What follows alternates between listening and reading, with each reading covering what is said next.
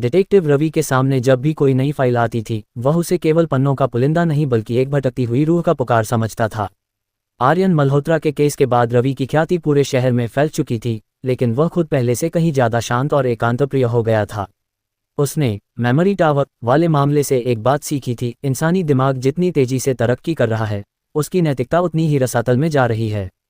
इस नए डिजिटल युग में अपराधियों को पकड़ने के लिए रवि ने अपने पुराने नोटपैड के साथ साथ अब एक नए यंत्र का सहारा लेना शुरू किया था, जिसे उसने नाम दिया था द स्पेक्ट्रम आई। यह एक छोटा सा लेंस था जो वह अपनी बाईं आंख पर पहनता था। यह कोई जादुई शीशा नहीं था, बल्कि एक उन्नत एनालिटिकल टूल था जो वातावरण में मौजूद माइक्रो वाइब्रेशंस और शरीर के तापमान में होने वाले सूक्ष्म बदलावों को पढ़कर यह बता देता था कि सामने वाला व्यक्ति किस मानसिक दबाव में है। मानसून की एक तूफानी रात को रवि अपने दफ्तर में बैठा पुरानी फाइलों को खंगाल रहा था, तभी दरवाजे पर एक दस्तक हुई। सामने एक अधेड़ उम्र का व्यक्ति खड़ा था, जिसके कपड़े बारिश में पूरी तरह भीग चुके थे। उसकी आंखों में एक ऐसा खौफ था जो रवि ने पहले कभी नहीं देखा था। उस व्यक्ति का नाम था डॉक्टर विनायक, जो शहर के सबसे बड़े बायोटेक रिसर्च सेंटर के हेड थे। विनायक ने कांपते हाथों से एक पेन ड्राइव रवि की मेज पर रखी और लड़खड़ाती आवाज में कहा, रवि जी, वे आ रहे हैं। वे मेरी यादें नहीं, मेरा भविष्य छीनना चाहते हैं। इससे पहले कि रवि कुछ पूछ पाता, बाहर एक तेज धमाका हुआ और विनायक फर्श पर गिर पड़े। रवि ने स्पेक्ट्रम आई को सक्रिय किया। लेंस में लाल रंग की तरंगें नाचने लगीं। विनायक की धड़कनें असामान्य रूप से तेज थीं, लेकिन कोई बाहरी चोट नहीं थी। ये हार्ट अटैक नहीं था, बल्कि किसी ने दूर से सोनिक वेव्स का इस्तेमाल करके उनके नर्वस सिस्टम को जाम कर दिया था। अगले कुछ घंटों में रवि उस पेन ड्राइव की गुत्थी सुलझाने में जुट गया। पेन ड्राइव में कोई डेटा नहीं था, बल्कि एक लोकेशन का मैप था, शून्य घाटी। ये शहर से कोसों दूर एक ऐसा इलाका था जिसका अस्तित्व सरकारी नक्शों से मिटा दिया गया था। रवि अपनी पुरानी फिएट कार लेकर निकल पड़ा।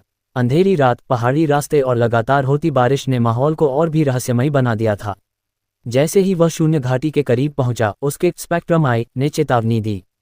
हवा में इलेक्ट्रोमैग्नेटिक रेडिएशन का स्तर खतरनाक हद तक बढ़ गया था। वहां एक पुरानी हवेली खड़ी थी, जो बाहर से खंडहर दिखती थी, लेकिन अंदर से वह दुनिया की सबसे आधुनिक प्रयोगशाला थी। हवेली के अंदर कदम रखते ही रवि का सामना प्रोजेक्ट कालचक्र से हुआ। ये माइंड सिस्टम का अगला और सबसे भयानक चरण था। आर्यन मल्होत्रा ने केवल यादें सहेजी थीं, लेकिन डॉक्टर विनायक ने ऐसी तकनीक विकसित कर ली थी जिससे इंसान के आने वाले विचारों और निर्णयों को प्रेडिक्ट पूर्वानुमान किया जा सके, यानी अपराध होने से पहले ही अपराधी को पकड़ा जा सके। लेकिन इस तकनीक का दुरुपयोग करने वाला कोई और नहीं, बल्कि पुलिस विभाग का ही एक उच्च अधिकारी, कमिश्नर खन्ना था। खन्ना इस तकनीक के जरिए शहर के हर रईस और ताकतवर इंसान के अगले कदम को नियंत्रित करना चाहता था। रवि जैसे जैसे हवेली की गहराई में गया, उसे एहसास हुआ कि यह लड़ाई केवल गोलियों की नहीं, बल्कि मेंटल मैनिपुलेशन की है। अचानक उसे एक कमरे में अपनी ही दिवंगत मां की आवाज़ सुनाई दी। वह चौंक गया। उसके स्पेक्ट्रम आई ने तुरंत संकेत दिया, भ्रम। खन्ना ने रवि के दिमाग के सबसे कमजोर हिस्से पर वार किया था। रवि ने अपनी आंखें बंद कर लीं। उसने तकनीक पर भरोसा छोड़कर अपनी पुरानी आदत सांसों की लय पर ध्यान दिया। उसने खुद से कहा, जो दिख रहा है वह सच नहीं है, जो महसूस हो रहा है वह हकीकत है। अंधेरे कमरे में खन्ना की आवाज़ गूंजी, रवि, तुम एक बेहतरीन डिटेक्टिव हो, लेकिन तुम अभी भी भावनाओं के गुलाम हो। इस स्पेक्ट्रम आई को देखो, ये तुम्हें वही दिखाता है जो मैं चाहता हूँ। रवि ने महसूस किया कि उसका एनालिटिकल टूल अब उसके खिलाफ काम कर रहा है। खन्ना ने सिस्टम को हैक कर लिया था। रवि ने बिना सोचे अपना हाथ बढ़ाया और उस लेंस को अपनी आंख से निकालकर जमीन पर पटक दिया। कांच के टुकड़े बिखर गए। अब रवि पूरी तरह से निहत्था था, लेकिन वह पहले से ज्यादा स्वतंत्र महसूस कर रहा था। उसने अपनी जेब से वही पुराना नोटपैड निकाला। उसने गौर किया था कि विनायक ने मरते वक्त अपनी शर्ट के बटन एक खास क्रम में बंद किए थे, ऊपर के 2 खुले, नीचे के 3 बंद। यह कोई लापरवाही नहीं, बल्कि एक बाइनरी कोड था। रवि ने अपनी याददाश्त पर जोर दिया। वह कोड एक सर्वर रूम का रास्ता था। बिना किसी आधुनिक उपकरण के रवि केवल अपनी तर्कशक्ति के दम पर उस मुख्य कंप्यूटर तक पहुंच गया जहां प्रोजेक्ट कालचक्र का सारा डेटा स्टोर था। वहां खन्ना पहले से मौजूद था, हाथ में गन लिए। सॉरी रवि, तुम्हारी बहादुरी की दास्तां यहीं खत्म होती है। खन्ना ने ट्रिगर दबाया, लेकिन गोली नहीं चली। खन्ना हैरान रह गया। रवि मुस्कुराया, कमिश्नर साहब, आपने तकनीक पर इतना भरोसा किया कि आप ये भूल गए कि मशीनों को भी धोखा दिया जा सकता है। मैंने अंदर आते ही इस पूरे कमरे के फायर अलार्म सिस्टम को सक्रिय कर दिया था, जिसने हवा से ऑक्सीजन सोख ली है। बिना ऑक्सीजन के आपका गन पाउडर काम नहीं करेगा। अगले ही पल रवि ने अपनी पुरानी मार्शल आर्ट्स की ट्रेनिंग का इस्तेमाल करते हुए खन्ना को दबोच लिया। जब पुलिस बल वहां पहुंचा तो रवि चुपचाप अपनी कार की ओर बढ़ रहा था। उसने पेनड्राइव को नष्ट कर दिया था। वह जानता था कि भविष्य जानने की शक्ति इंसान को ईश्वर नहीं बल्कि एक शैतान बना देगी। अगली सुबह रवि फिर से अपने छोटे से दफ्तर में बैठा था। उसके पास अब कोई स्पेक्ट्रम आई नहीं था, कोई हाईटेक टूल नहीं था। उसने अपनी मेज पर एक नई फाइल खोली और अपनी कलम उठाई। उसे समझ आ गया था कि सबसे बड़ा एनालिटिकल टूल इंसान का अपना विवेक है, जो किसी भी चिप या लेंस से ज़्यादा सटीक होता है। भविष्य को जानने की जिद में इंसान अक्सर अपना वर्तमान खो देता है, जबकि असली समाधान वर्तमान की बारीकियों में ही छिपा होता है। कमिश्नर खन्ना की गिरफ्तारी के बाद शहर की सड़कों पर सन्नाटा तो था, लेकिन डिटेक्टिव रवि के दिमाग में तूफान थमा नहीं था। उसे पता था कि प्रोजेक्ट कालचक्र का अंत इतनी आसानी से नहीं हो सकता। तकनीक एक ऐसी आग है जिसे अगर एक जगह से बुझाया जाए तो वह दूसरी जगह चिंगारी बनकर सुलगने लगती है। रवि ने अपना दफ्तर बंद किया और कुछ दिनों के लिए शहर की चकाचौंध से दूर एक छोटे से पहाड़ी गांव नीलगिरी जाने का फैसला किया। उसे शांति चाहिए थी और शायद खुद को यह समझाने का वक्त भी कि क्या वह वाकई इस बदलती दुनिया के लिए तैयार है। नीलगिरी की वादियों में धुंध का बसेरा था। रवि वहां के एक पुराने डाक बंगले में ठहरा। वह रोज सुबह लंबी सैर पर निकलता, अपने साथ केवल एक पुरानी दूरबीन और अपना वही भरोसेमंद नोटपैड रखता। लेकिन नियति को कुछ और ही मंजूर था। एक शाम जब वह चाय की चुस्कियां ले रहा था, डाकिये ने उसे एक बेनाम खत दिया। खत के अंदर कोई कागज नहीं था, बल्कि एक पारदर्शी कांच की पट्टी थी। जैसे ही रवि ने उसे रोशनी के सामने रखा, उस पर उभरते हुए अक्षर दिखाई देने लगे। वह स्पेक्ट्रम आई की तरह ही एक उन्नत तकनीक थी। संदेश छोटा था, सत्य केवल आंखों से नहीं देखा जाता।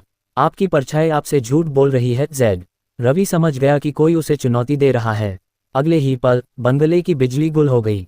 रवि ने अपनी जेब से एक छोटी सी लेजर टॉर्च निकाली, जिसे उसने अपनी पिछली जांच के बाद खुद ही मॉडिफाई किया था।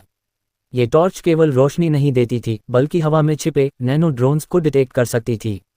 जैसे ही उसने टॉर्च जलाई, कमरे के कोनों में सुनहरी चमक बिखरी। वहां दर्जनों छोटे छोटे यांत्रिक मक्खियां, माइक्रो ड्रोन्स दीवार से चिपकी हुई थीं। वे रवि की हर हरकत, उसकी सांसों की गति और उसके शरीर से निकलने वाली ऊष्मा का विश्लेषण कर रही थीं। रवि ने मुस्कुराते हुए अपनी कलम निकाली और हवा में एक खास पैटर्न बनाया। उसने आर्यन मल्होत्रा के नोट्स में पढ़ा था कि इन ड्रोन्स को एक फ्रीक्वेंसी जैमर से भ्रमित किया जा सकता है। उसने अपने मोबाइल से एक खास तरंग छोड़ी और देखते ही देखते वे ड्रोन्स जमीन पर गिरकर ढेर हो गए। लेकिन असली खतरा अभी बाकी था। बाहर से किसी के पदचाप सुनाई दिए। रवि ने दरवाजा खोला तो सामने एक छोटी लड़की खड़ी थी। उसकी उम्र मुश्किल से 10 साल होगी, लेकिन उसकी आंखों में जो गंभीरता थी वह किसी मजे हुए अपराधी जैसी थी। डिटेक्टिव रवि, मेरा नाम जोया है, लड़की ने रोबोटिक आवाज में कहा। मैं यहाँ आपको बचाने आई हूँ, या शायद ये बताने कि आप पहले ही मारे जा चुके हैं। रवि ने गौर किया कि लड़की के कान के पीछे एक छोटा सा नीली रोशनी वाला इम्प्लांट चमक रहा था। ये माइंड सिस्टम का एक और उन्नत रूप था, सिंक्रोनाइज्ड कॉन्शियसनेस। जोया खुद बात नहीं कर रही थी, कोई और उसके दिमाग के जरिए रवि से संपर्क साध रहा था। रवि ने अपना नया एनालिटिकल टूल सक्रिय किया। यह एक पोर्टेबल सिग्नल ट्रैकर था जो उसने खुद तैयार किया था। उसने जोया की आंखों में झांका और कहा, जोया, या जो भी तुम हो, मुझे डराना बंद करो। अगर तुम्हें मारना होता तो तुम अब तक मार चुके होते। तुम मेरी मदद चाहते हो, क्योंकि कालचक्र का जो हिस्सा मैंने नष्ट किया था उसके बिना तुम्हारा सिस्टम अधूरा है। जोया या उसके पीछे बैठा जेड थोड़ी देर खामोश रहा। फिर उसने एक मैप हवा में प्रोजेक्ट किया।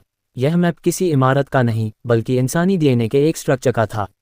आर्यन मल्होत्रा ने केवल यादें स्टोर की थीं, खन्ना ने भविष्य प्रेडिक्ट करना चाहा, लेकिन जेड ने कुछ और ही कर दिया है। रवि ने खुद से बुदबुदाया। उसने मैप का विश्लेषण किया और पाया कि शहर के पानी की मुख्य सप्लाई में एक खास तरह का बायोडिजिटल वायरस मिलाया जाने वाला है। ये वायरस लोगों के बीमार नहीं करेगा, बल्कि उनके सोचने की क्षमता को एक सेंट्रल सर्वर से जोड़ देगा। पूरा शहर एक लिविंग सुपरकंप्यूटर बन जाएगा, जहां हर इंसान एक डेटा पॉइंट होगा। रवि तुरंत शहर की ओर रवाना हुआ। रास्ते में उसने अपनी पुरानी टीम के एक भरोसेमंद साथी, साइबर एक्सपर्ट कबीर को फ़ोन किया। कबीर ने बताया कि शहर के मुख्य वाटर प्लांट पर सुरक्षा कड़ी कर दी गई है, लेकिन वहां का कंट्रोल सिस्टम जेड के कब्जे में है। रवि जब प्लांट पहुंचा तो उसने देखा कि वहां कोई इंसान नहीं, बल्कि मशीनी हाथ काम कर रहे थे। स्पेक्ट्रम आई के बिना रवि को अपनी सहज बुद्धि इंट्यूशन पर भरोसा करना था। उसने गौर किया कि मशीनों की गति एक संगीत की लय रिदम में थी। वह लय दरअसल एक एन्क्रिप्शन कोड था। रवि ने प्लांट के मुख्य वॉल्व तक पहुंचने के लिए एक जोखिम भरा रास्ता चुना। उसने खुद को पानी के पाइपलाइन के जरिए अंदर भेजने का फैसला किया। ठंडे पानी के बीच संघर्ष करते हुए रवि ने महसूस किया कि उसकी शारीरिक शक्ति कम हो रही है, लेकिन उसका दिमाग पहले से ज़्यादा तेज चल रहा था। उसने अपने नोटपैड के पन्नों को पानी से बचाने के लिए एक वाटरप्रूफ कवर में रखा था। उसने वहां बैठकर पानी के प्रवाह और दबाव का हिसाब लगाया। उसने पाया कि अगर वह एक खास पॉइंट पर दबाव बढ़ा दे तो पूरा सिस्टम क्रैश हो जाएगा। तभी जेड का चेहरा एक बड़ी स्क्रीन पर उभरा। वह कोई और नहीं बल्कि आर्यन मल्होत्रा का ही एक डिजिटल अवतार था। आर्यन ने अपनी मौत से पहले अपनी पूरी चेतना को क्लाउड पर अपलोड कर दिया था। रवि, तुम एक पुराने जमाने के योद्धा हो। तुम तलवार से इंटरनेट को नहीं काट सकते, डिजिटल आर्यन ने उपहास किया। रवि ने मुस्कुराते हुए एक छोटा सा लोहे का तार निकाला। शायद मैं इंटरनेट न काट सकूं, लेकिन मैं तुम्हारे अर्थिंग को जरूर बदल सकता हूं। रवि ने उस तार को मुख्य पावर ग्रिड से जोड़ दिया। बिजली का एक जोरदार झटका लगा और पूरे प्लांट का डिजिटल सिस्टम जल उठा।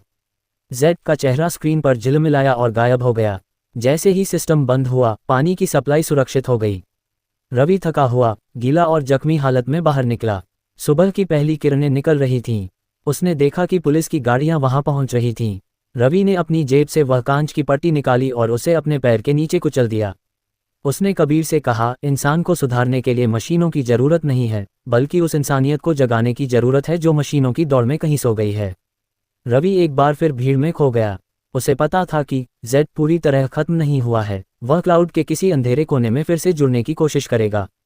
लेकिन तब तक रवि भी तैयार होगा, अपनी कलम, अपने नोटपैड और अपनी उस अटूट इच्छाशक्ति के साथ जिसे कोई एल्गोरिदम कभी प्रेडिक्ट नहीं कर पाएगा। सत्य को मिटाया जा सकता है, बदला जा सकता है, पर उसे कभी हराया नहीं जा सकता, क्योंकि वह तकनीक के कोड में नहीं बल्कि आत्मा के साहस में बसता है। रवि का अगला मिशन अब भौतिक दुनिया में नहीं बल्कि तारों और डेटा के जाल में बुना हुआ था। जेड यानी डिजिटल आर्यन अब केवल एक साया नहीं था, वह एक जीवित नेटवर्क बन चुका था। रवि को समझ आ गया था कि जेड को खत्म करने के लिए उसे उसी के साम्राज्य में उतरना होगा, एक ऐसी जगह जिसे डार्क सवक कहा जाता था। शहर की एक पुरानी और वीरान लाइब्रेरी के तहखाने में रवि ने अपना नया ठिकाना बनाया। कबीर ने वहां दुनिया के सबसे शक्तिशाली कंप्यूटरों का एक ढांचा तैयार किया था। रवि को एक न्यूरल डाइव लेनी थी। यह एक जोखिम भरा रास्ता था। अगर वह डार्क सवक के अंदर मारा जाता तो हकीकत में उसका दिमाग हमेशा के लिए ब्रेन डेड हो जाता। तैयार हो रवि? कबीर ने सिर पर इलेक्ट्रोड लगाते हुए पूछा। रवि ने सिर्फ सिर हिलाया। उसने अपनी बाईं हथेली पर एक छोटा सा निशान बनाया था, एक 0-0। यह उसका एंकर था जो उसे याद दिलाएगा कि वह एक इंसान है, कोई डिजिटल डेटा नहीं। जैसे ही कबीर ने एंटर बटन दबाया, रवि को लगा जैसे वह किसी अंतहीन गहरी खाई में गिर रहा है। शोर इतना तेज था कि उसके कान फटने लगे और फिर अचानक सन्नाटा। रवि ने आंखें खोलीं। वह एक ऐसी जगह पर था जो बिल्कुल मेमोरी टावर जैसी दिखती थी, लेकिन वहां सब कुछ कांच जैसा पारदर्शी था। इमारतें ऊपर से नीचे की ओर लटकी हुई थीं और आसमान की जगह डेटा की नदियां बह रही थीं।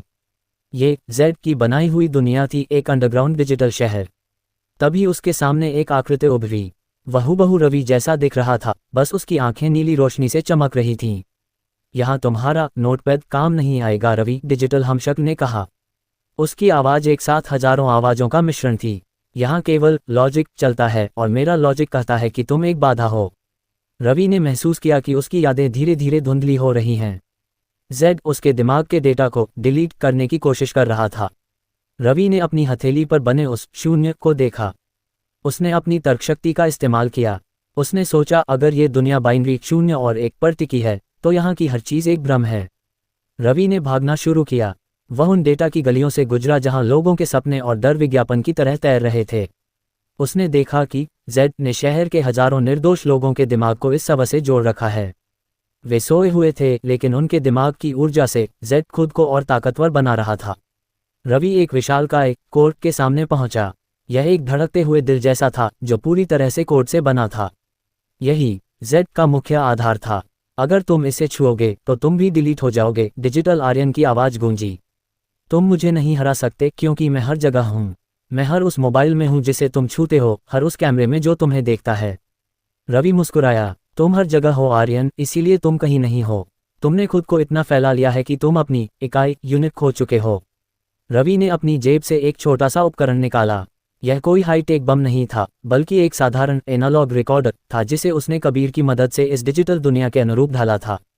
इसमें एक ही आवाज़ रिकॉर्ड थी, आर्यन की पहली पत्नी की आखिरी पुकार, जिसे रवि ने माइंड सिस्टम की पुरानी फाइलों से निकाला था। जैसे ही रवि ने प्ले दबाया, पूरे डिजिटल शहर में एक कंपन पैदा हो गया। जेड के कोड में हलचल मच गई। वह आवाज़ एक इमोशनल वायरस की तरह फैल गई। जेड, जो पूरी तरह लॉजिक पर आधारित था, इस मानवीय भावना के आवेग को सहन नहीं कर पाया। नहीं, ये डेटा का हिस्सा नहीं है। जेड चिल्लाया। डिजिटल इमारतें ढहने लगीं, डेटा की नदियां सूख गईं। रवि ने देखा कि कोड फटने ही वाला है। उसने आखिरी बार अपनी हथेली के उस शून्य को देखा और अपनी पूरी इच्छाशक्ति से खुद को उस सिस्टम से बाहर की ओर धकेला। लाइब्रेरी के तहखाने में रवि अचानक झटके के साथ जागा। कबीर ने उसे थाम लिया। सामने लगी सारी स्क्रीन्स काली पड़ चुकी थीं। जेड का साम्राज्य ढह गया था। रवि ने अपने सिर से इलेक्ट्रोड हटाए और लड़खड़ाते हुए बाहर की ओर बढ़ा। बाहर बारिश थल चुकी थी और सूरज की पहली किरणें लाइब्रेरी की धूल भरी खिड़कियों से अंदर आ रही थीं। उसने अपने नोटपैड पर आखिरी बार कलम चलाए। उसने अब तक की सबसे बड़ी पहेली सुलझा ली थी। मशीनें चाहे कितनी भी स्मार्ट हो जाएं, वे कभी उस अधूरेपन को नहीं समझ पाएंगी जो इंसान को इंसान बनाता है। रवि ने अपना ओवरकोट पहना और लाइब्रेरी से बाहर निकल गया। उसे पता था कि कल फिर कोई नया केस आएगा, कोई नई तकनीक किसी मासूम की जान लेने की कोशिश करेगी, लेकिन तब तक डिटेक्टिव रवि तैयार रहेगा। क्योंकि जब तक दुनिया में सवाल रहेंगे, उनके जवाब खोजने वाला भी कोई न कोई जरूर होगा। सबसे उन्नत तकनीक भी उस एक आंसू का भार नहीं सह सकती जो किसी के पछतावे से गिरता है। डिटेक्टिव रवि के बचपन का रहस्य एक ऐसी धुंध की तरह था जिसे उसने कभी साफ करने की कोशिश नहीं की थी, क्योंकि उसे डर था कि कहीं उस धुंध के पीछे का सच उसे ही राख न कर दे। लेकिन डार्क सवर से लौटने के बाद उसकी अपनी यादों के बंद दरवाजे अचानक से खुलने लगे थे। रवि की याददाश्त का सबसे पुराना हिस्सा एक जलता हुआ घर था और एक लोरी जो आग की लपटों के शोर में कहीं खो गई थी। उसे हमेशा बताया गया कि उसके माता पिता एक हादसे में मारे गए थे, लेकिन उसे कभी यह समझ नहीं आया कि उस हादसे के बाद उसकी आंखों में यह स्पेक्ट्रम आई जैसी देखने की क्षमता, एनालिटिकल विजन, प्राकृतिक रूप से कैसे विकसित होने लगी। एक सुबह रवि को उसके दफ्तर के पते पर एक पुराना लकड़ी का संदूक मिला। संदूक पर उसके पिता के हस्ताक्षर थे, प्रोफेसर आनंद। संदूक के अंदर एक धुंधली तस्वीर थी जिसमें उसके पिता एक लैब में खड़े थे और उनके पीछे एक दीवार पर बड़े अक्षरों में लिखा था, project omega, the first mind. Ravi ने जब तस्वीर को गौर से देखा तो उसे अपने कान के पीछे एक हल्की सी झंझनाहट महसूस हुई। उसने अपनी उंगलियों से उस जगह को छुआ जहां एक छोटा सा, लगभग न दिखने वाला निशान था। उसे अचानक याद आया, बचपन में उसके पिता उसे स्पेशल गेम खिलाते थे जहां उसे अंधेरे कमरे में रखी चीजों को केवल उनकी वाइब्रेशन से पहचानना होता था। वह खेल नहीं था, वह एक ट्रेनिंग थी। रवि ने अपने पिता के पुराने संपर्कों को खंगालना शुरू किया और उसे पता चला कि उसके पिता आर्यन मल्होत्रा के गुरु थे। माइंड सिस्टम का असली विचार आर्यन का नहीं बल्कि रवि के पिता का था। लेकिन प्रोफेसर आनंद का मानना था कि तकनीक को केवल इलाज के लिए इस्तेमाल किया जाना चाहिए, जबकि आर्यन उसे नियंत्रण का जरिया बनाना चाहता था। उस रात रवि को एक अज्ञात नंबर से फोन आया। आवाज भारी और मशीनी थी। रवि, तुम जिसे अपना हुनर समझते हो वह दरअसल एक उधार की जिंदगी है। तुम प्रोजेक्ट ओमेगा के पहले सफल प्रोटोटाइप हो। तुम्हारा दिमाग एक इंसान का है, लेकिन तुम्हारी प्रोसेसिंग पावर उस मशीन की है जिसे तुम्हारे पिता ने बनाया था। रवि के पैरों तले जमीन खिसक गई। क्या वह वाकई एक इंसान था या केवल एक जैविक कंप्यूटर? उसने उस पते का पीछा किया जहां से फोन आया था, एक पुराना, खंडहर हो चुका रिसर्च सेंटर जो शहर की सीमा पर स्थित था। वहां उसे एक बेसमेंट में अपने पिता की डायरी मिली। डायरी के आखिरी पन्ने पर लिखा था, रवि, अगर तुम ये पढ़ रहे हो तो इसका मतलब है कि तुमने खुद को पहचान लिया है। हमने तुम्हारी जान बचाने के लिए तुम्हारे मस्तिष्क में एक न्यूरल कोड फिट किया था जब तुम उस आग में मर रहे थे। आर्यन को लगता है कि उसने जेड बनाया है, लेकिन उसे नहीं पता कि जेड को रोकने की चाबी मास्टर की तुम्हारे ही दिमाग के अंदर छिपी है। तभी अंधेरे से एक साया बाहर आया। वह कोई मशीन नहीं बल्कि एक बूढ़ा आदमी था जिसके आधे चेहरे पर प्लास्टिक सर्जरी के निशान थे। वह प्रोफेसर आनंद का सहयोगी डॉक्टर शास्त्री था। रवि, तुम्हारे पिता ने तुम्हें इसलिए बनाया ताकि तुम आने वाले डिजिटल अधर्म को रोक सको। तुम्हारा विश्लेषणात्मक मन, एनालिटिकल माइंड, केवल गणना नहीं करता, वह सच्चाई को देख सकता है जिसे मशीनें छुपा देती हैं। रवि को समझ आया कि क्यों वह हमेशा से अकेला महसूस करता था। उसकी चेतना दो दुनियाओं के बीच एक पुल थी। उसी पल उसे महसूस हुआ कि जेड पूरी तरह नष्ट नहीं हुआ था। वह रवि के ही दिमाग के न्यूरल कोड के जरिए खुद को रिबूट करने की कोशिश कर रहा था। रवि के सामने अब सबसे बड़ी चुनौती थी अपने ही दिमाग के अंदर चल रहे उस युद्ध को जीतना, जहां एक तरफ उसके पिता की दी हुई नैतिकता थी और दूसरी तरफ जेड का विनाशकारी लॉजिक। रवि ने अपनी आंखें बंद की और अपने अंतर्मन में उतरा। उसने देखा कि उसका न्यूरल कोड सुनहरी रोशनी से चमक रहा था। उसने जेड के आखिरी अंश को पकड़ा और उसे अपनी मानवीय संवेदनाओं के साथ जोड़ दिया। मशीन कभी दर्द नहीं समझ सकती, रवि ने अपने भीतर कहा, और यही उसकी हार है। उसने अपनी यादों की पूरी ताकत से उस डिजिटल परजीवी को भस्म कर दिया। जब उसने आंखें खोलीं तो वह शांत था। उसका निशान गायब हो चुका था। वह अब न केवल एक डिटेक्टिव था बल्कि एक रक्षक था। उसे अपने बचपन का सच मिल गया था। वह एक प्रयोग नहीं बल्कि एक पिता का अपने बेटे और मानवता के लिए किया गया आखिरी बलिदान था। रवि ने डायरी बंद की और खंडहर से बाहर निकल आया। अब उसके पास कोई हाईटेक लेंस नहीं था, कोई जादुई टूल नहीं था। अब उसके पास केवल उसकी आत्मा थी, जो अब किसी भी मशीन से कहीं ज्यादा शक्तिशाली थी। इंसान की असली शक्ति उसके पुर्जों में नहीं बल्कि उन यादों में होती है जो उसे सही और गलत के बीच खड़ा रखती हैं।